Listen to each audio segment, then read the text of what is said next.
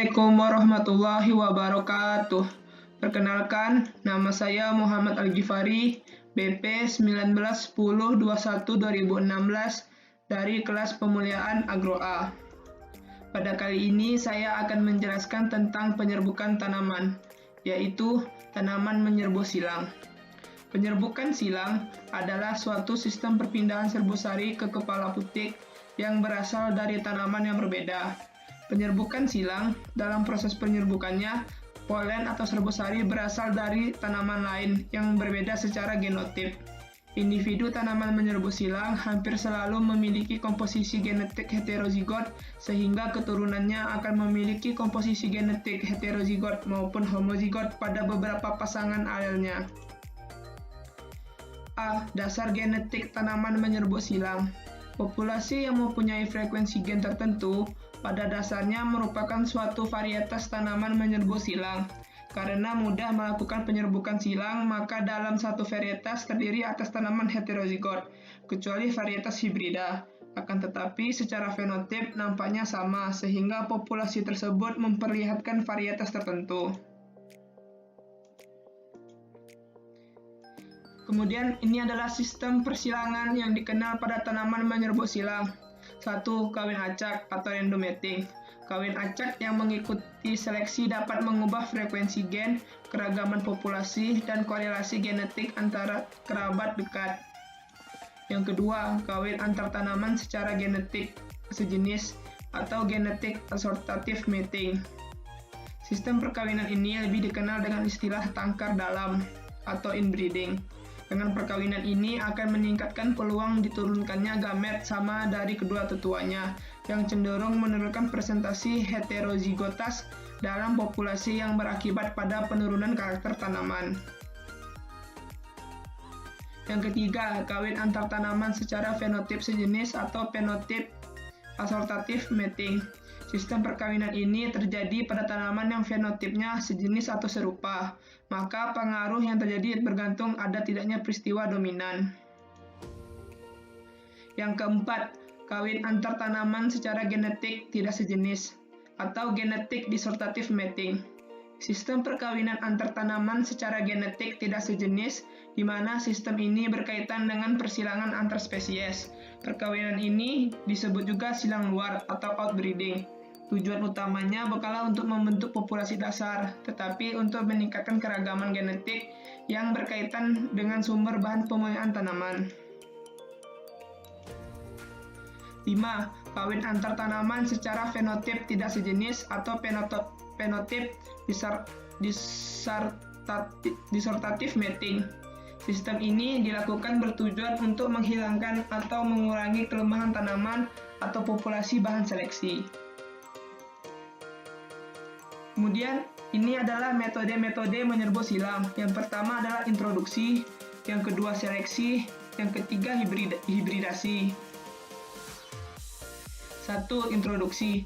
Introduksi tanaman merupakan suatu proses memperkenalkan tanaman dari tempat asal tumbuhnya ke suatu daerah baru. Introduksi tanaman dimaksudkan mendatangkan atau memasukkan varietas-varietas tanaman dari luar negeri ke suatu negeri.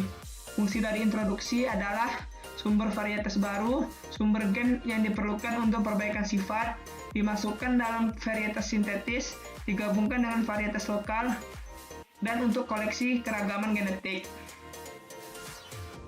Yang kedua ada seleksi. Pada pemuliaan tanaman penyerbukan silang, seleksi dilakukan mempunyai dua tujuan, yaitu untuk memilih genotip yang dijadikan tetua pada pembentukan populasi dasar serta pemilihan individu tanaman atau galur sebagai peningkatan karakter populasi atau penciptaan varietas baru. Berikut adalah klasifikasi seleksi terarah tanaman menyerbu silang. 1. Seleksi massa. Seleksi massa atau pemilihan tetap berdasarkan pada individu tanaman dan penilaian fenotip. Sebagai bahan seleksi adalah populasi kawin acak yang tidak memperhatikan asal gamet jantan. Yang kedua, tongkol ke baris. Seleksi tongkol ke baris merupakan modifikasi seleksi massa dengan maksud peningkatan efektivitasnya. Pada seleksi tongkol ke baris, penilaian dilakukan pada penampakan keturunan. Ketiga, seleksi daur ulang atau recurrent selection.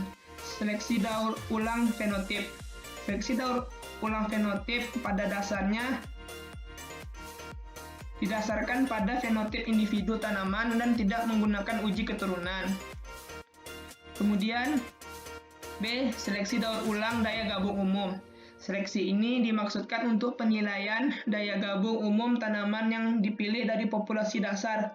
Penilaian diarahkan pada potensi genotip tanaman terpilih, bukan fenotipnya. Yang kemudian, seleksi daur ulang daya gabung khusus. Langkah seleksi ini sama dengan seleksi untuk daya gabung umum. Perbedaannya terletak pada tanaman pengujinya. Kemudian yang terakhir, seleksi daur ulang resiprok. Seleksi ini dilakukan berdasarkan uji keturunan untuk mengevaluasi galur mengenai kemampuan daya gabung umum dan khusus. Kemudian, hibridasi. Hibridasi ini adalah penyerbukan silang antara tetua yang berbeda susunan genetiknya. Pada tanaman menyerbuk sendiri, hibridasi merupakan langkah awal pada program pemeliharaan setelah dilakukan pemilihan tetua. Persilangan antar varietas atau antar spesies berfungsi untuk menggabungkan gen-gen yang dikehendaki dari beberapa tetua berbeda. Segregasi terjadi pada generasi F1. Diperlukan selfing untuk satu atau beberapa generasi agar karakter-karakter yang dikehendaki dalam keadaan homozigot.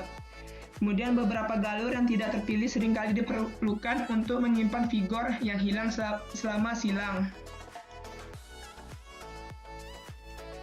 Kemudian ini adalah penyilangan tanaman jagung.